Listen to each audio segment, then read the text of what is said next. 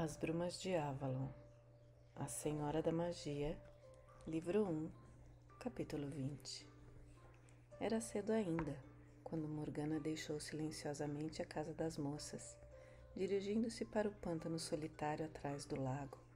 Contornou o Thor e saiu numa faixa de floresta. Com sorte, poderia encontrar ali o que desejava, sem ter de penetrar na bruna. Sabia do que precisava: de uma única raiz, da casca de um arbusto e de mais 2 ervas. Tudo isso era encontrado em Avalon. Poderia tê-las apanhado na despensa na casa das moças, mas teria de explicar por quê. E não desejava isso. Não queria nem a simpatia, nem as brincadeiras das outras mulheres. Era melhor, portanto, ir ela mesma à procura do material. Conhecia alguma coisa das ervas e um pouco do ofício da parteira. Não precisava colocar-se na dependência de outra pessoa para isso. Uma das ervas necessárias crescia no jardim de Avalon e pôde colhê-la sem ser vista. Para as outras, tinha de ir mais longe e percorreu uma distância considerável antes de perceber que ainda não penetrara na bruma. Olhando à sua volta, viu que estava numa parte de Avalon que não conhecia, e isso era absurdo. Tinha vivido ali durante 10 anos ou mais, conhecia todos os detalhes, todas as trilhas e quase que todas as árvores. Era impossível perder-se em Avalon, e não obstante, perdida estava. Penetrara numa parte mais densa da floresta, onde as árvores eram mais velhas e estavam mais próximas entre si do que em qualquer outra área, e havia arbustos, árvores e ervas que nunca tinha visto antes. Seria possível que se tivesse desviado entre as brumas, sem saber, e estivesse agora na terra que cercava o lago e a ilha? Não. Reconstituiu mentalmente os seus passos. Não havia cerração. De qualquer modo, Avalon era quase uma ilha, e se ela tivesse saído de suas fronteiras, teria encontrado apenas água do lago. Havia também o caminho secreto, quase seco, por onde passavam os cavalos, mas não estava perto dele. Até mesmo no dia em que ela e Lancelot encontraram Gwenwyfar, entre a névoa, estavam cercados pelos charcos e não pela floresta. Não estava na Ilha dos Padres, e a menos que tivesse desenvolvido a capacidade mágica de caminhar sobre o lago sem nadar, também não estava fora da ilha, mas também não estava em Avalon. Olhou para o alto, procurando situar-se pela posição do sol, e não o viu em parte alguma. Era dia pleno, mas a luz assemelhava-se a uma radiação difusa do céu, vinda de todos os lugares ao mesmo tempo. Morgana começou a sentir o frio de medo. Não estava em parte alguma do mundo conhecido. Seria possível que na magia druida, que retirara Avalon do próprio mundo, houvesse um outro país desconhecido, um mundo em torno de Avalon, ou além dela? Olhando para as grossas árvores, os velhos carvalhos, aveleiras, fetos e salgueiros, sabia que não estava em nenhum lugar que conhecia.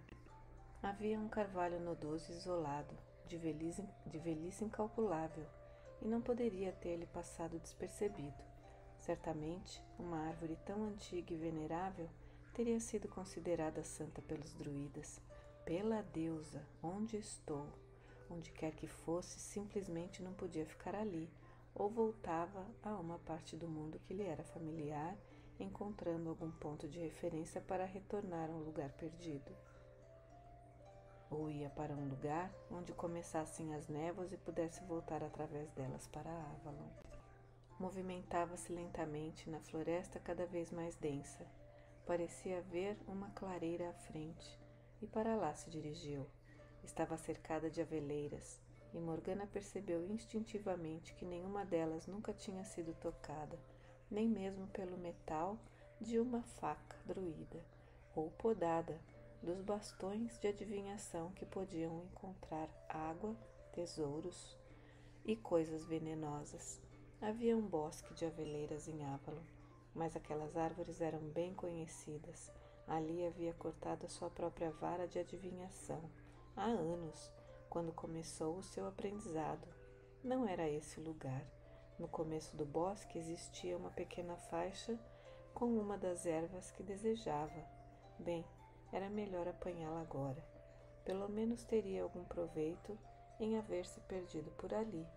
Ajoelhou-se junto delas, dobrando as saias a fim de fazer um descanso para os joelhos enquanto trabalhasse, e começou a cavar para arrancar a raiz. 2 vezes, e ao se abaixar sobre a terra teve a sensação de estar sendo observada, aquele comichão nas costas que sentem todos os que viveram entre coisas agrestes. Mas, ao levantar os olhos, embora houvesse um leve movimento entre as árvores, não pôde ver ninguém. Da terceira vez demorou muito a levantar a cabeça, dizendo a si mesma que não haveria ninguém. Arrancou a erva da terra e começou a limpar a raiz, murmurando o encantamento adequado ao uso pretendido. Uma prece a Deus para que restaurasse a vida do arbusto, para que, embora ela estivesse levando aquela raiz, outras pudessem sempre nascer em seu lugar. Mas a sensação de estar sendo observada tornou-se ainda mais forte. E por fim, Morgana ergueu os olhos. Quase invisível no ponto em que as árvores começavam, de pé na sombra, uma mulher a olhava. Não era nenhuma das sacerdotisas, nem alguém que Morgana tivesse visto antes. Usava um vestido verde acinzentado, a cor das folhas do salgueiro, quando envelhecem e ficam empoeiradas no final do verão, e uma espécie de manto escuro. Havia um leve brilho de ouro em sua garganta. À primeira vista, Morgana pensou tratar-se de uma mulher do povo pequeno e moreno com quem havia esperado a morte do Gamo-rei. Mas o porte da mulher tornava-se diferente daquela gente pequena. Parecia uma sacerdotisa ou rainha. Morgana não tinha ideia de sua idade, mas os olhos fundos e as linhas em volta deles mostravam que não era nova. O que está fazendo, Morgana das Fadas? Um calafrio percorreu-lhe a espinha. Como a mulher sabia seu nome, mas escondendo o medo com a habilidade de uma sacerdotisa, respondeu: Se sabe meu nome, senhora, certamente pode ver o que estou fazendo. Desviou o olhar dos olhos escuros que a observavam e voltou a descascar a raiz. Depois olhou outra vez para cima, esperando que a estranha mulher tivesse desaparecido com a mesma rapidez com que aparecera, mas ela continuava lá, acompanhando desinteressadamente o trabalho de Morgana, e disse olhando agora para suas mãos sujas: Sim, posso ver o que você está fazendo e o que pretende fazer. Por quê? O que tem a ver com isso? A vida é preciosa para o meu povo, embora não possamos conceber ou morrer tão facilmente quanto o seu povo. Mas é uma surpresa para mim, Morgana, que você, que é da linhagem real dos antigos e por isso minha parenta distante, procure deitar fora o único filho que terá. Morgana engoliu em seco. Levantou-se rapidamente, consciente de suas mãos sujas e cobertas de terra, segurando a raiz semi-desbastada, as saias amarrotadas por ter se ajoelhado na terra úmida e lamacenta, como uma guardadora de gansos frente a uma grã sacerdotisa, disse desafiadoramente: Por que diz isso? Ainda sou jovem. Porque acredita que se eu rejeitar esta criança não terei muitas outras?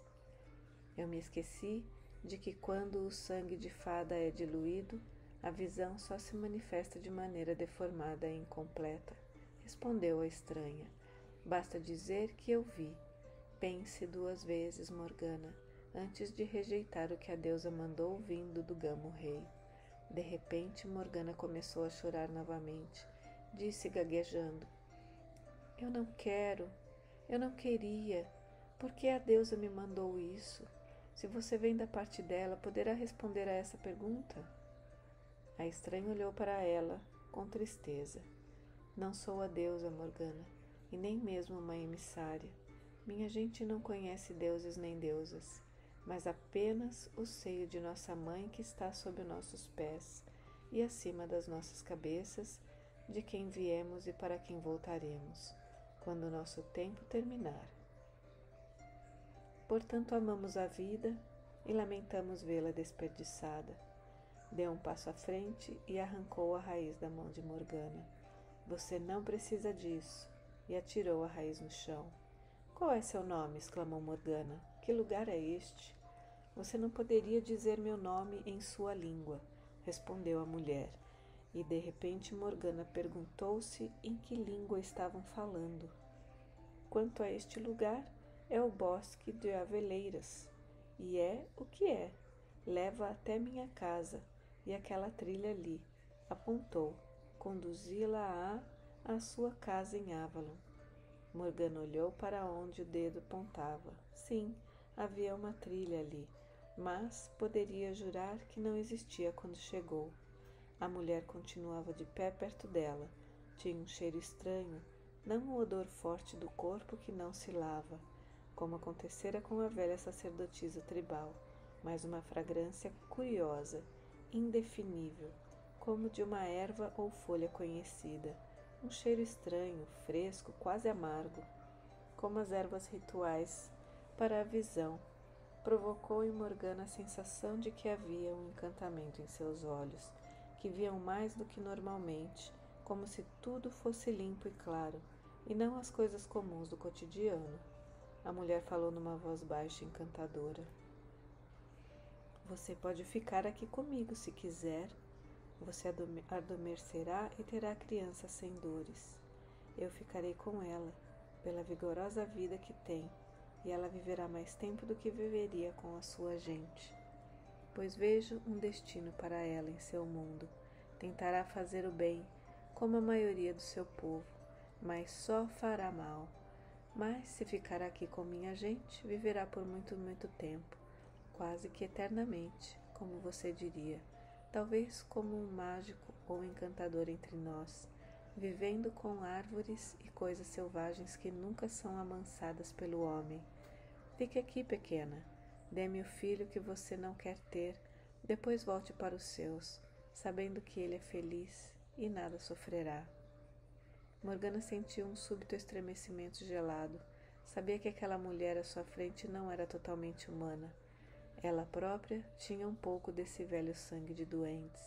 Morgana das Fadas, o nome que Lancelot lhe dera. Afastou-se a mão da mulher e correu para o caminho que ela havia mostrado. Correu velozmente, como se fosse perseguida por um demônio. Atrás dela ouviu a mulher chamar. Deite fora então o seu filho, ou estrangule-o ao nascer, Morgana das Fadas, pois o seu povo tem um destino traçado, e o que acontecerá ao filho do Gamo-Rei? O rei tem de morrer e ser derrubado por sua vez. Mas a voz foi desaparecendo, à medida que Morgana penetrava na névoa, correndo, tropeçando, prendendo-se nas sarças que a derrubavam enquanto fugia em pânico, até que rompeu através das névoas e chegou ao sol brilhante e ao silêncio, e sentiu que voltara ao terreno familiar de Avalon. A lua era nova, outra vez. Avalon estava coberta de névoa e cerração do verão, mas Viviane havia sido sacerdotisa por tantos anos que conhecia as fases da lua como se ela estivesse em seu próprio sangue. Caminhou silenciosamente pela casa e, depois de algum tempo, disse à sacerdotisa que atendia: traga minha harpa. Mas, ao sentar-se com o instrumento do salgueiro claro sobre o joelho, apenas tocou as cordas, distraída, sem vontade ou ânimo de fazer música. Quando a escuridão da noite começou a diminuir, para o amanhecer, ela levantou-se e pegou uma pequena lâmpada. A sacerdotisa atendente acorreu de um aposento interno, onde dormia, mas Viviane sacudiu a cabeça sem falar e mandou que voltasse para a cama. Com um gesto, saiu silenciosa como um fantasma descendo até a trilha que levava à casa das moças e entrou mais silenciosa do que um gato. No quarto de Morgana, ela dirigiu-se à cama e olhou para o rosto adormecido, tão semelhante ao seu. Morgana, no sono, tinha a face da menina que chegara a Avalon há muitos anos e penetrara no mais fundo do coração de Viviane. Sob as pestanas negras havia manchas roxas como equimoses, e as bordas das pálpebras estavam vermelhas, como se tivesse chorado antes de adormecer. Levantando a lâmpada, ela olhou ao longo do corpo de Morgana. Amava-a como não havia amado nunca Igraine ou Morgause, e quem dera de mamar no próprio seio, e como nunca amara nenhum dos homens que partilharam de sua cama por uma noite ou uma temporada, nem mesmo a Raven, a quem instruía nas artes de sacerdotisa desde os 7 anos de idade, amava como a Morgana. Só uma outra vez sentiu esse amor profundo, essa dor interior, como se cada respiração do ser amado fosse uma agonia, pela filha que dera à luz no primeiro ano de sacerdotisa jurada, que vivera 6 meses, e que Viviane enterrara chorando pela última vez, antes de completar 15 anos, desde o momento em que havia segurado a filha em seus braços, até que a respiração da frágil criança cessasse. Viviane sentira-se envolvida por uma mistura de amor e sofrimento, como se a criança amada fosse parte do seu próprio corpo, como se os seus movimentos de satisfação ou sofrimento fossem dela mesma. Isso havia sido há muito tempo, e Viviane sabia que a melhor parte dela fora enterrada no bosque de Oveleiras em Avalon. A mulher que se afastou sem chorar daquela pequena cova era outra pessoa totalmente diversa, mantendo-se longe de todas as emoções humanas. Bondosa, sim, contente, até mesmo feliz por vezes, mas não a mesma mulher. Amou os filhos, mas desde o seu nascimento resignou-se à ideia de entregá-los a mães adotivas. Permitiu-se amar um pouco Raven, mas havia momentos em que Viviane sentia nas profundezas do coração que sua filha lhe fora restituída pela deusa na forma da filha de Igraine. Agora ela chora, e é como se cada lágrima queimasse o meu coração. Deusa, deste-me esta criança para amar, e eu tenho de entregá-la a este tormento. Toda a humanidade sofre, a própria terra grita sob os tormentos que lhes são infligidos por seus filhos, em nossos sofrimentos. Mãe, Mãe Ceredwen, nos aproximamos de ti. Viviane levou a mão rapidamente aos olhos, sacudindo a cabeça para que ela e aquela solitária lágrima desaparecesse sem deixar traço. Também ela está fadada ao que tem de ser. O sofrimento que atravessará ainda não começou. Morgana moveu-se e virou de lado. Viviane, receando que ela despertasse e que tivesse de enfrentar novamente a acusação daquele olhar, saiu depressa do quarto e voltou silenciosamente à sua morada. Deitou-se e procurou dormir, mas não fechou os olhos. Ao amanhecer, viu uma sombra mover-se na parede e na obscuridade percebeu um rosto. Era o duplo da morte, esperando por ela na forma de uma velha em farrapos, envolta em sombras. Mãe, vieste buscar-me? Ainda não, minha filha, e meu outro eu, estou aqui para que te lembres que espero, como espero todas as mortais. Viviane piscou, e quando abriu os olhos novamente, o canto do quarto estava escuro e vazio. Certamente não preciso que ela me lembre agora de que está à minha espera. Ficou deitada em silêncio, como havia aprendido a esperar até que a madrugada penetrasse no quarto, e mesmo então esperou até vestir-se, embora não fosse romper o jejum da lua nova, enquanto a crescente não fosse visto nos céus daquela noite. Depois, chamando a atendente, ordenou: vá buscar a senhora Morgana até aqui. Ao chegar, Morgana notou que ela vestia os trajes de uma sacerdotisa do mais alto grau. O cabelo trançado alto, a pequena faca em forma de foice pendurada em seu cordão negro, os lábios de Viviane agitaram-se num sorriso seco, e depois de se cumprimentarem e de Morgana sentar-se ao seu lado, disse: 2 vezes a lua foi nova. Diga-me, Morgana, O galhudo do bosque deixou uma semente em seu ventre. Morgana olhou-a imediatamente com o olhar de um pequeno animal atemorizado colhido por uma armadilha, e a mulher mais jovem disse com raiva e num desafio: Você mesma me aconselhou a usar o meu próprio critério. Eu o deitei fora. Não, você não o fez, disse Viviane, dando a voz a um tom de total indiferença. Por que mente para mim? Você não fará o que disse. Farei. Viviane sentiu a força da jovem por um momento. Quando Morgana levantou-se rapidamente do banco, pareceu-lhe que ela tornara-se de repente alta e imponente. Mas era um recurso usado pelas sacerdotisas e que Viviane também conhecia. Ela libertou-se. Não a posso dominar mais. Não obstante disse, reunindo toda a sua autoridade: Você não fará. O sangue real de Avalon não pode ser desperdiçado. Morgana caiu subitamente ao chão e por um instante Viviane temeu que a moça mergulhasse num pranto descontrolado. Por que você fez isso, Viviane? Pensei que me amava. Tinha o rosto contorcido, embora não chorasse. A deusa sabe, filha, que eu a amo como nunca amei outro ser humano, confessou Viviane com firmeza, com uma funda dor no coração. Mas quando a trouxe para cá, eu lhe avisei, chegaria o momento em que você me poderia odiar tanto quanto me amava então.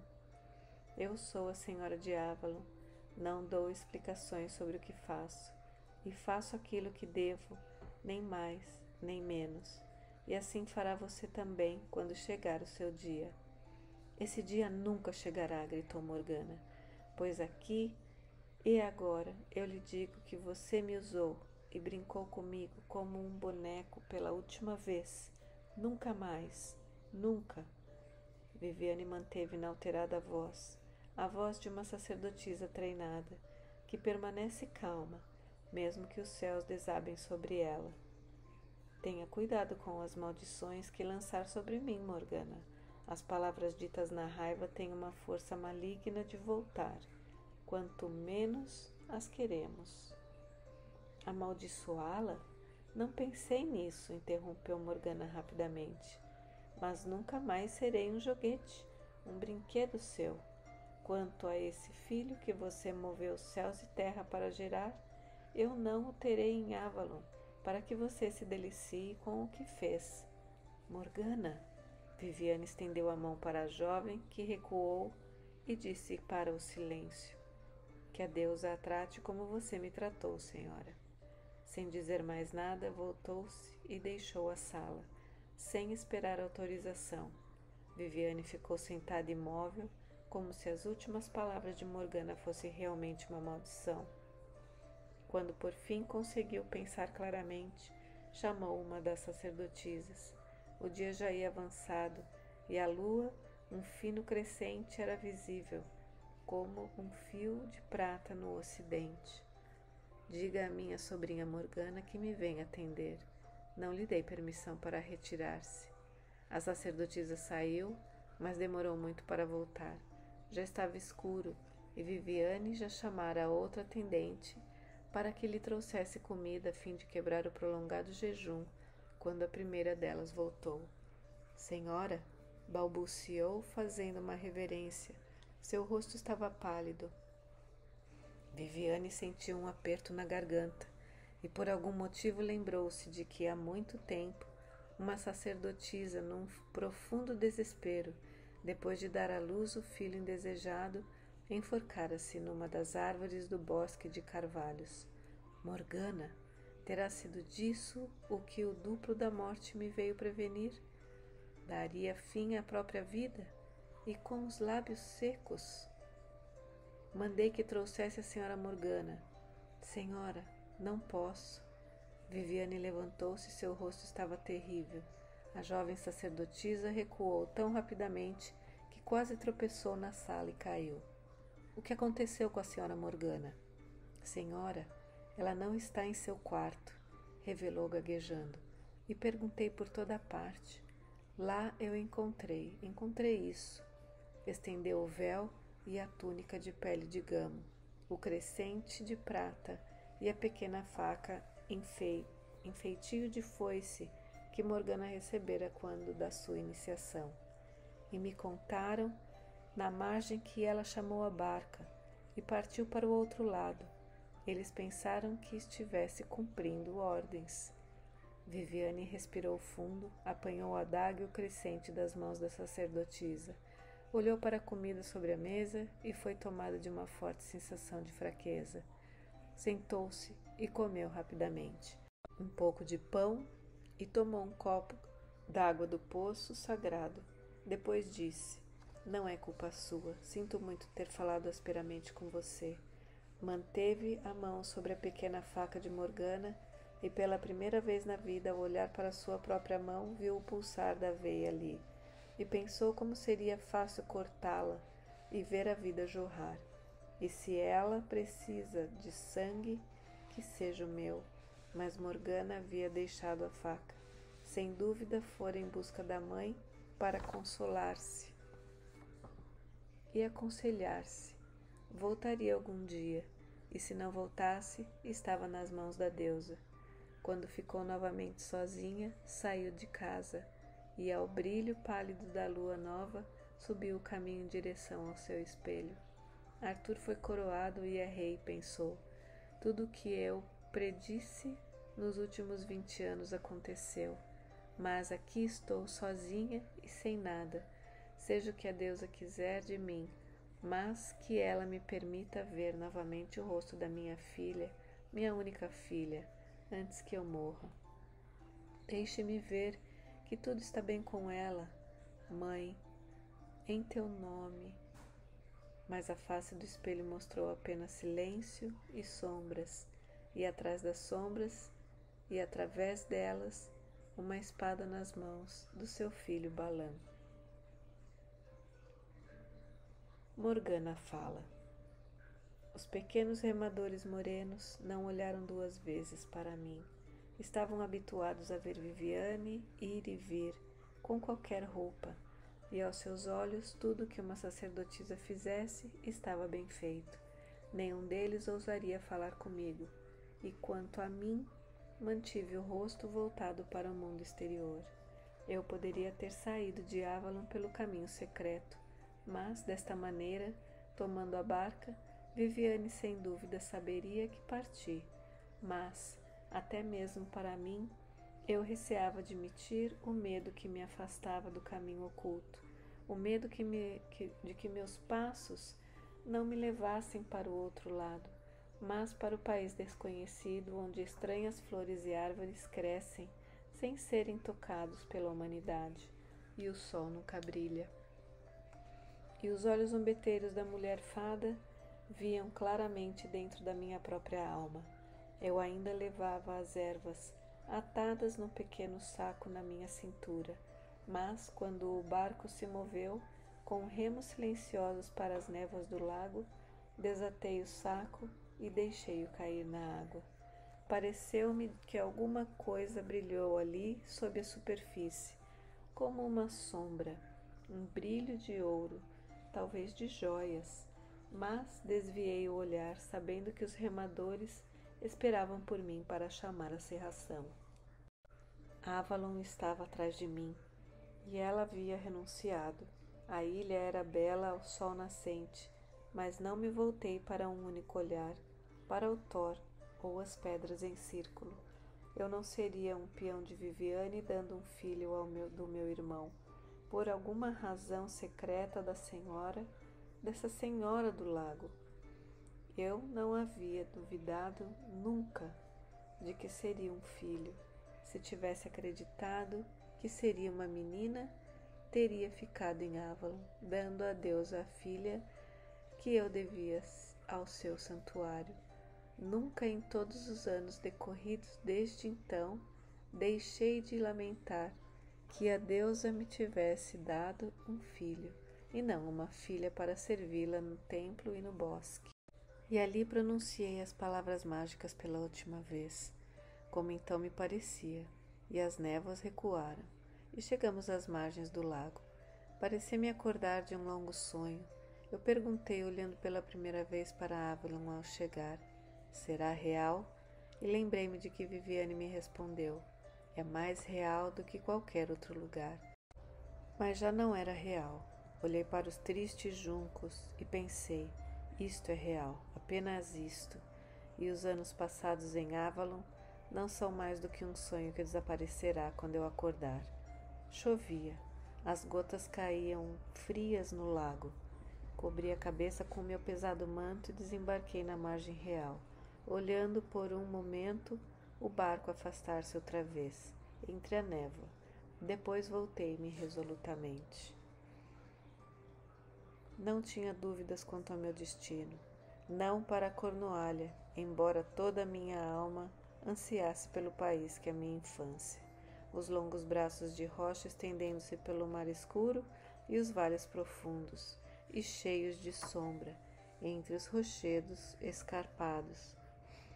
A amada e quase esquecida ilha do litoral de Tintagel. E Grain me teria recebido bem ali, mas ela estava entre as paredes de um convento, e era mais conveniente de que entre elas permanecesse, sem ser perturbada. Também não pensei em procurar Arthur, embora não tivesse dúvidas de que teria apiedado de mim e me teria abrigado. A deusa nos impusera sua vontade. Senti um pouco de remorso pelo que acontecera naquela distante manhã. O que havíamos feito com Deus e deusa fora ordenada pelo ritual, mas o que aconteceu ao amanhecer, aquilo fora feito por nós mesmos. Mas também isso era vontade da deusa. A humanidade é a que estabelece essas distinções entre o tempo marcado pelo sangue e pelo parentesco. Os animais não têm noção dessas coisas, e afinal de contas, homem e mulher também são animais. Mas, para não se ferir Arthur, que fora criado como cristão, ele nunca deveria saber que me havia feito um filho, cometendo ao mesmo tempo um pecado que seria chamado de mortal. Quanto a mim, não me preocupava com o que diziam os padres. A criança no meu ventre, decidi com firmeza, não fora gerada por um mortal. Ela me fora dada pelo Gamo-rei, o galhudo, como era legítimo ao primeiro filho de uma sacerdotisa jurada. Por isso, voltei meus passos para o norte, sem medo de longa jornada, pelas charnecas, pelos montes pedregosos, que me levaria finalmente ao reino de Orkney e à minha parenta Morgause. Final do livro As Brumas de Avalon, A Senhora da Magia, livro 1. Se você gostou, por favor se inscreva, que irá ajudar o canal, e compartilhe. Muito obrigada. Em breve teremos o livro 2. Até a próxima. Fiquem na luz, fiquem na paz.